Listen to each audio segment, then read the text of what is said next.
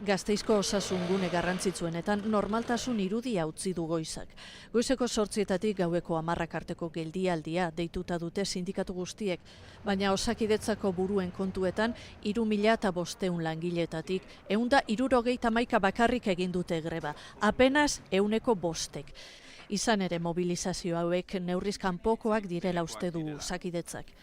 Egungo egoeran ezin ditzakegu lan baldintzak desberdinak proposatu ez Osakidetzan barne, ez da bestelako Euskal Administrazioko zerbitzuetan ere.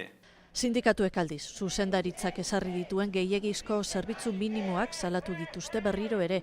Gaur greba estali nahian jaiegunak eman eta kontratazioak egin dituela gainera.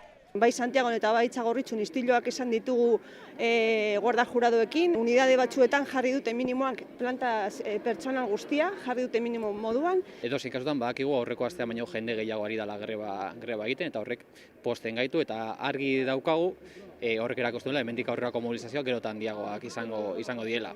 Eta gogoratu dute Osakidetzak suntzitu dituen 3.000 lanpostuak daudela mobilizazioen atzean. Mai sektoriala 24an bilduko da. Aurretik ere datorren astean hurrengo greba eguna deituta dute. Azaroaren 20an oraingoan Gipuzkoan.